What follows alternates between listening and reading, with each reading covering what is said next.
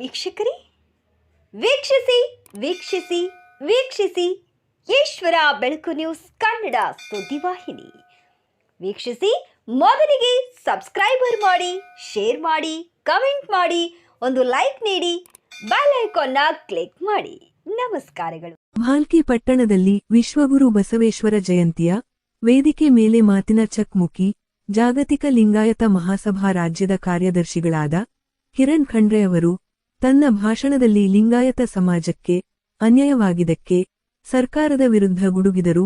ಅದೇ ವೇದಿಕೆ ಮೇಲೆ ಭಾಲ್ಕಿ ಮತಕ್ಷೇತ್ರದ ಶಾಸಕರು, ಅರಣ್ಯ ಮತ್ತು ಜೀವಶಾಸ್ತ್ರದ ಬೀದರ್ ಜಿಲ್ಲಾ ಉಸ್ತುವಾರಿ ಸಚಿವರಾದ ಈಶ್ವರ್ ಬಿ ಖಂಡ್ರೆ ಅವರು ಭಾಷಣ ಮಾಡುತ್ತಾ ಇದ್ದ ಸಮಯದಲ್ಲಿ ತಾವೇ ಸ್ವತಃ ಎದ್ದು ಬಂದು ಅವರ ಹತ್ತಿರ ಇದ್ದ ಮೈಕ್ ತೆಗೆದುಕೊಂಡು, ಇದು ನಮ್ಮ ವಿಶ್ವಗುರು ಬಸವೇಶ್ವರ ಜಯಂತಿಯ ವೇದಿಕೆ ಇದೆ, ಇದರಲ್ಲಿ ಯಾವುದೇ ರಾಜಕೀಯ ಮಾತಾಡಬಾರದು, ಏನೇ ಇದ್ದರೂ ನಮ್ಮ ಸರ್ಕಾರದ ಬಗ್ಗೆ ನಾವು ಮಾಡಿರುವ ಕೆಲಸಗಳನ್ನು ನಾನು ಜನರಿಗೆ ತಿಳಿಸುತ್ತೇನೆ, ಆದರೆ ಈ ಒಳ್ಳೆ ವೇದಿಕೆ ಮೇಲೆ ಅಲ್ಲ, ಈ ವೇದಿಕೆಯ ಮಹಾಪುರುಷರ ಜಯಂತಿಯ ವೇದಿಕೆ ಇರುವುದರಿಂದ ಅದಕ್ಕೆ ನೀವು ಅರ್ಥ ಮಾಡಿಕೊಳ್ಳಬೇಕು ಎಂದು ಸಚಿವರು ಹೇಳಿದರು.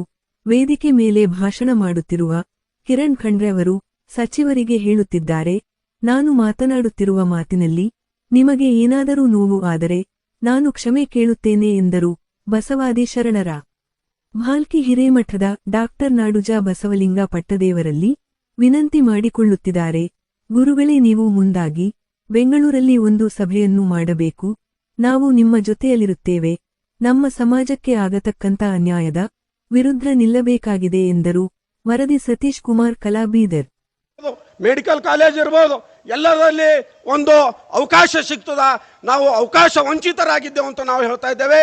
ಮತ್ತೊಮ್ಮೆ ನಾನು ಮಾನ್ಯ ಸಚಿವರಲ್ಲಿ ಕೂಡ, ಈಶ್ವರ್ ಖಂಡ್ರೆ ಅವರಲ್ಲಿ ಕೂಡ ನಾನು ವಿನಂತಿ ಮಾಡ್ತೇನೆ, ಮೊನ್ನೆ ಏನು ಕಾಂತರಾಜ್ ವರದಿಯನ್ನು ಸಿದ್ದರಾಮಯ್ಯ ಸರ್ಕಾರ ಜಾರಿ ತರಲು ಹೊಟ್ಟಿತ್ತು, ಅದನ್ನು ತಾವು ಸದನದಲ್ಲಿ ಕೂಡ ವಿರೋಧ ಮಾಡಿದರೆ ತಮಗೂ ಕೂಡ ನನ್ನ ಸಮಾಜ ವತಿಯಿಂದ ತಮಗೂ ಕೂಡ ಧನ್ಯವಾದವನ್ನು ಅರ್ಪಣಿಸ್ತೀನಿ. ನಾನು ಅದಕ್ಕೂ ಮತ್ತು ಪೂಜ್ಯರಲ್ಲಿ ನಾನು ಕಳಕಳಿಯಿಂದ ಕೇಳ್ಕೊಳ್ತೇನೆ, ಯಾವ ರೀತಿ ಒಕ್ಕಲಿಗರ ಸಮಾಜರು ಎಲ್ಲರೂ ಒಟ್ಟಾಗಿ ಡಿ ಕೆ ಶಿವಕುಮಾರ್ ನೇತೃತ್ವದಲ್ಲಿ ಹೋಗಿ ಒಂದು ಮನವಿಯನ್ನು ಕೊಟ್ಟಿದ್ದರು.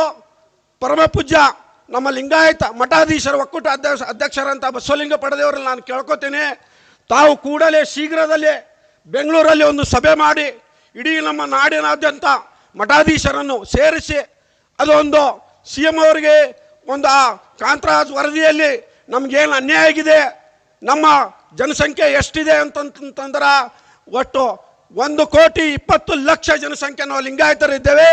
ಆದರೆ ಸರ್ಕಾರ ನಮ್ಮ ತೋರಿಸಿದೆ ಎಷ್ಟು, 66 ಲಕ್ಷ ಮಾತ್ರ. ಅದಕ್ಕೋಸ್ಕರ ಈ ಸರ್ಕಾರ ಒಂದು ಕಣ್ಣಿಗೆ ಬೆನ್ನ, ಅವನ ಕಣ್ಣಿಗೆ ಸುಣ್ಣ ಹಚ್ಚಲು ಹೊರಟಿದೆ. ಅದಕ್ಕೋಸ್ಕರ ನಾವು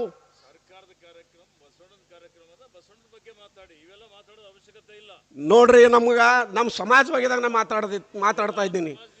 ತಮಗೆ ನೋವಾದ್ರೆ ಅದಕ್ಕೆ ನಾ ಕ್ಷಮೆ ಕೇಳ್ಕೊತೀನಿ. ನನ್ನ ಸಮಾಜ ಧರ್ಮದ ಬಗ್ಗೆ ನನಗೆ ಆಡಂತ ಅಧಿಕಾರ ಇದೆ. ಸಮಾಜ ಬಗ್ಗೆ ಹೇಳಬೇಕಾಗ್ತದೆ. ನಮ್ಮ ಸಮಾಜ ಅನ್ಯಾಯ ಏನಾಗ್ಲತ್ತ ನಾವು ಜನರಿಗೆ ತಿಳಿಸ್ಬೇಕಾಗ್ತದೆ. ತಮಗ ನೋವಾದ್ರೂ ಕ್ಷಮೆ ಕೇಳ್ಕೊತೀನಿ ನಾನು. ಇದು ವಿಶ್ವಗುರು ಬಸವಣ್ಣನವರ ಜಯಂತ್ಯೋತ್ಸವ ಕಾರ್ಯಕ್ರಮ ಇದೆ. ಸರ್ಕಾರಗಳ ಬಗ್ಗೆ ವೈಯಕ್ತಿಕ ಯಾರ್ದಾದ್ರೂ ನಾನೇನು ನಿಲುವು ತಗೊಂಡಿದ್ದೀನಿ ನನಗೆ ಗೊತ್ತಿದೆ. ನಾನು ನಿಲುವು ನಾನು ಹೇಳ್ತೀನಿ, ನೀವು ಹೇಳೋ ಅವಶ್ಯಕತೆ ಇಲ್ಲ, ನನಗೆ ಅಭಿನಂದನೆ ಮಾಡೋ ಅವಶ್ಯಕತೆನೂ ಇಲ್ಲ. ಅರ್ಥ ಆಯ್ತಾ? ಬಸವ ಜಯಂತಿ ಮಾಡ್ತಾ ಇದ್ವಿ, ಪೂಜ್ಯರೆಲ್ಲ ವೇದಿಕೆ ಮೇಲೆ ಇದ್ದಾರೆ, ಎಲ್ಲಾ ಪಕ್ಷದವರಲ್ಲಿ ಇದ್ದೀವಿ. ಹೀಗಾಗಿ ಇದರ ಪಾವಿತ್ರ್ಯತೆ ಇಟ್ಕೊಳ್ಬೇಕು. ಸರ್ಕಾರ ಏನ್ ಮಾಡಿದೆ ಏನ್ ಮಾಡಿಲ್ಲ ಅದು ನಾನು ಹೇಳ್ತೀನಿ. ಇಲ್ಲಿ ಪಕ್ಷಾತೀತವಾಗಿ ಕುಂತಿದ್ದಾಗ ಯಾರ ಬಗ್ಗೆ ನಮ್ಮ ಸರ್ಕಾರ ಏನ್ ಮಾಡಿದೆ ಅಂತ ನನ್ನ ಸಾಧನೆ ನಾನು ಹೇಳ್ತೀನಿ. ಅದಕ್ಕೆ ಹಂಗೆ ಮಾಡಿದೆ, ಈ ಸಮುದಾಯಕ್ಕೆ ಮಾಡಿದೆ, ಆ ಸಮುದಾಯಕ್ಕೆ ಆ ಪ್ರಶ್ನೆ ಬರೋದಿಲ್ಲ.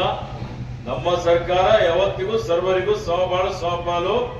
ಬಸವಣ್ಣನವರಿಗೆ ಸಾಂಸ್ಕೃತಿಕ ನಾಯಕ ಅಂತ ಘೋಷಣೆ ಮಾಡಿದ್ದೆ ನಮ್ಮ ಸರ್ಕಾರ, ಸಿದ್ದರಾಮಯ್ಯ ಸರ್ಕಾರ. ಅರ್ಥ ಮಾಡ್ಕೊಳ್ಬೇಕಾಗ್ತದೆ.